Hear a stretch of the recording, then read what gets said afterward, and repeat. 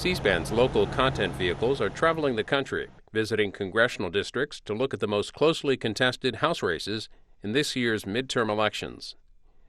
The eyes of the nation are on this seat because we are literally drawing the attention of the country into a grassroots race into the 39th seat to flip to make sure that Pelosi is removed as the speaker, and that this seat makes a difference not just in the count of Congress, but makes a difference in the actual policy of the direction this country will go. Hoosiers, like all Americans, want economic security for themselves and for their families. Economic security is a good job and decent health care. Too many residents of our state have either lost insurance because they've lost their job, or premiums are too high, or they have a pre-existing condition and were never able to get coverage in the first place. The incumbent in this district is Joe Donnelly. He's a Democrat. He's been in office for 2 terms. He's widely considered to be a moderate Democrat, part of the Blue Dog Coalition on the Democratic side. Jackie Walorski is a Republican state representative running for Congress for the first time.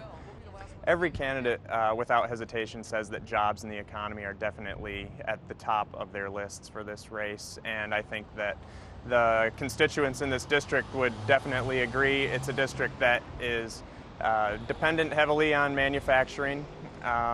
It's been hit hard during the recession. Obviously, Elkhart, Indiana is a town that people know coast to coast now because of the trouble that they've had there in the RV industry and trying to rebound from the recession, and with several visits that President Obama has made to Elkhart, that's really put the district on the map as one area of the country that's been hurt during the recession.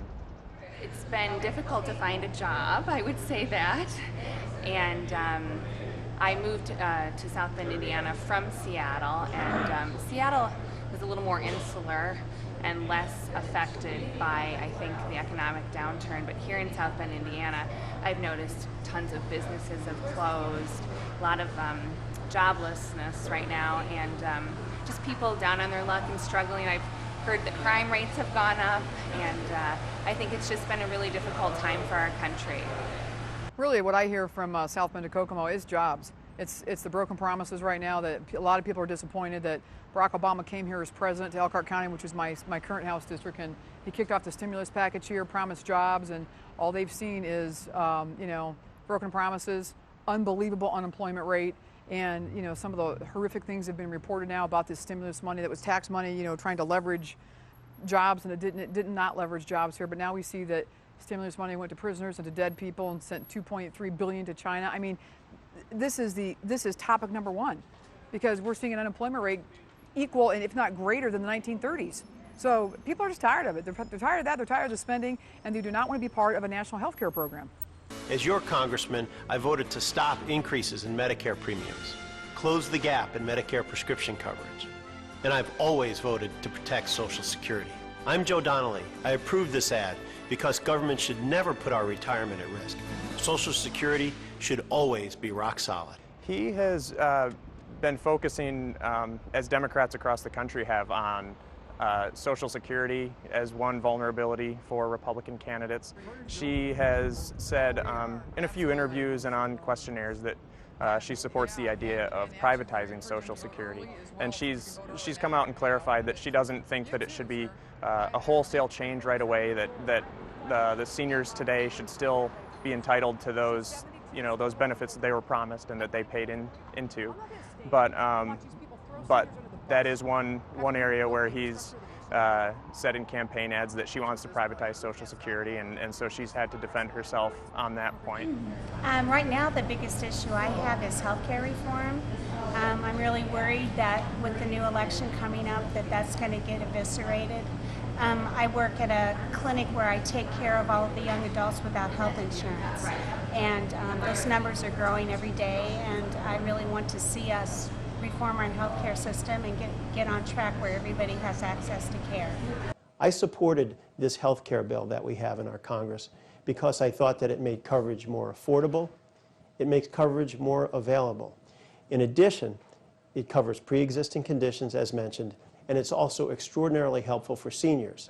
I think it's competitive because, first of all, because the incumbent is he's a moderate Democrat running in a pretty middle-of-the-road district where people are conservative about a lot of fiscal issues, and so just the way that the government has spent money on the stimulus and gotten involved in the bankruptcies for General Motors and Chrysler, and healthcare reform. Those are big issues that make a significant portion of this district uncomfortable. And so those are issues that he has to explain to the constituents why those were good for the district, why those were good for them. And his opponent, Jackie Walorski, she's a Republican running in a Republican year and running in an anti-incumbent year. And so those are issues that she can really hammer on. And so he has to defend those big ticket items that he voted for and convince people that the federal government and the nation are on the right track with those things he voted for.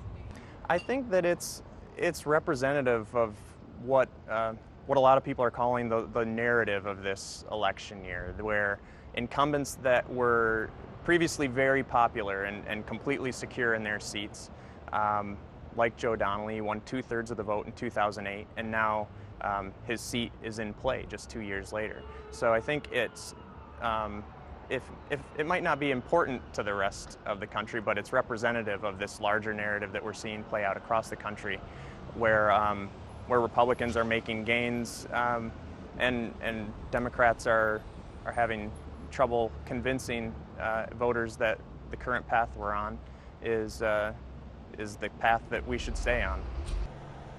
Leading up to the November 2nd midterm elections, we're traveling the country and visiting congressional districts where some of the most closely contested House races are taking place. For more information on what the local content vehicles are up to this election season, visit our website, cspan.org/LCV.